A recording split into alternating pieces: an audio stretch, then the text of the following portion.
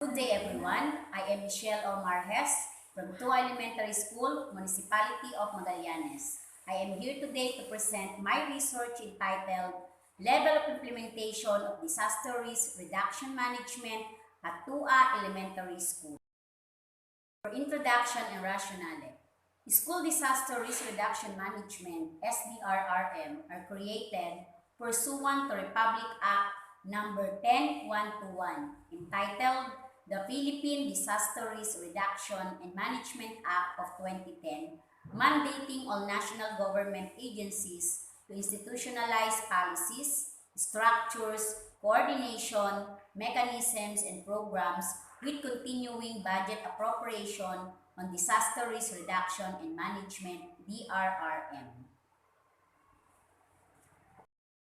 From national to local levels and Dep Ed Order Number 50 Series 2011, entitled Creation of Disaster Risk Reduction and Management Office (DRRMO), which mandates the said office to initiate and spearhead the establishment of mechanisms which prepare, guarantee protection, and increase resiliency of the Department of Education, constituents in the face of disaster. This is to ensure that the safety of the teachers, personnel, and students will be given prime importance anchored on child friendliness. Although Tua Elementary School has a mechanism on how to combat disaster with available trained personnel, equipment, and response team, and various activities such as regular fire and earthquake drills, having a guidelines on student-led school watching and hazard mapping, promoting earthquake response to parents and stakeholders, and in-service training and physiological debriefing, radar reporting, the teacher in charge or the researcher would like to inquire whether the policy is aligned with the three pillars of the framework it is being followed religiously. The researcher's main concern is to guarantee safety among students and teachers. Effort on sustaining the best practices is one major issue because disaster cannot be prevented, and while teachers and mostly pupils will get away from school because some may transfer or graduate. Thus, if the program is sustained, then the school will always become hazard-free. Research question. This research aims to determine the level of implementation of SDRRM at Tua Elementary School. Especially, it answered the following questions. 1. Which pillar has the strong points during implementation? 2. Which pillar has the weak points during implementation? Scope and limitations. The study limited itself in identifying which pillar of DRRM implementation had the strong and weak points. Data came from the instrument accomplished by the three groups of respondents.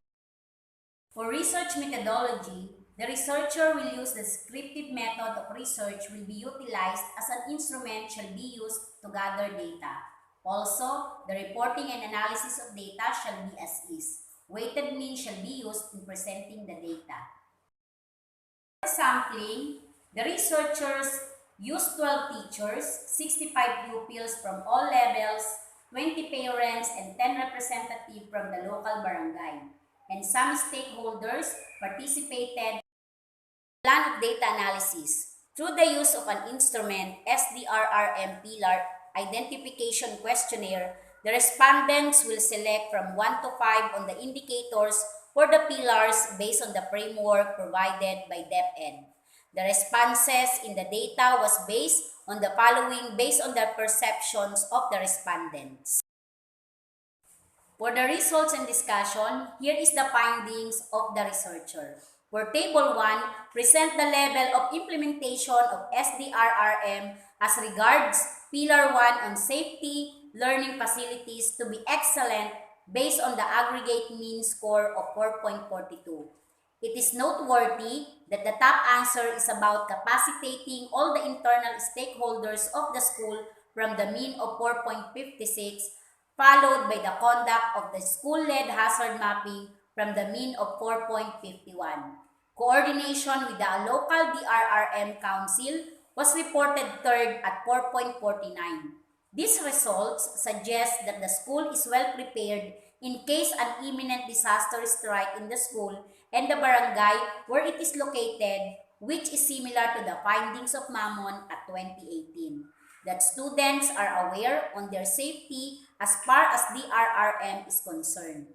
However, regular conduct of earthquake drill only ranked 6 at 4.40, and the lowest is the integration of DRRM activities in school activities are 4.24.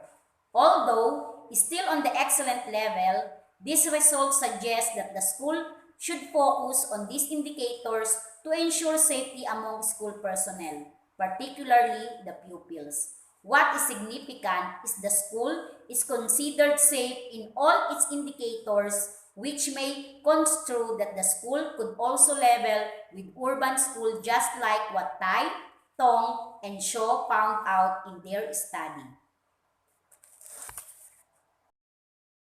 2 shows the level of implementation of SDRRM as regards Pillar 2 on the school disaster management as very good from the aggregate mean score of 4.09. Radar is conducted to be the highest at 4.20 and submission of reports seconded at 4.18, which signify that reporting is done appropriately. Third was the school having an organized DRRM team to oversee the management of safety and DRRM implementation at 4.16. Fourth is about communication for mobilizing disaster response at 4.10. Fifth was the availability of the baseline data for monitoring at 4.00. And the last, which is dealing with the monitoring of the effects of the hazards and the readiness of the school to become an evacuation center at 3.90. Clearly, all the 6 indicators are reported very good and the reporting system is given primarily importance with which is really needed in times of disaster. The results also show that the last indicator somehow is the lowest as there was no major disaster reported yet to have happened at the school. So it's simply referring to the school and personnel preparedness just in case a disaster like an earthquake would happen in the area. Also, the issue of integration in school may be because the school has limited activities because it strictly follows the time on task policy of DepEd. The results of the informal interview confirmed the findings as the SDRRM coordinators said that the radar reporting is done when asked by the division office via text message. Majority also confirmed that they have never experienced hazards and notably the answer like sana walang mangyaring masama sa school gaya ng malakas na paglindol o gaya ng the big one o landslide sa aming bayan. This only suggests that the DepEd order on SDRRM is followed and implemented in the school.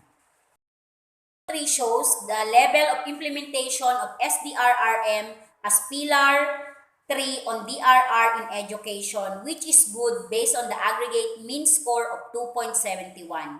Vividly, the needed gulayan sa paaralan tops the responses with a mean score of 3.40, while the identification of PLS comes second at 3.35.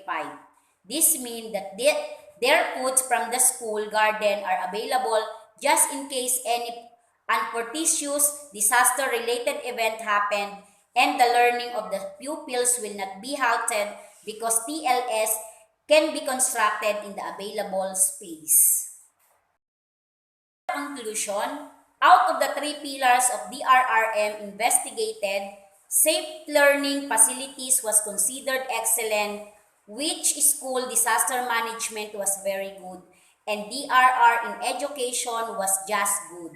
Overall, the DRRM implementation was found to be very good after getting the overall mean. Recommendations. An implication of the study is that the school should improve in the areas found to be weak through an enhanced program to promote the safety of the school, its teachers, and its learners. Thus, it is recommended that Pillar 1 should be made higher or sustained. Pillar 2 should be improved. to make it level much higher, and Pillar 3 should be given focus so that its implementation can be further improved by the school. That's all. Thank you.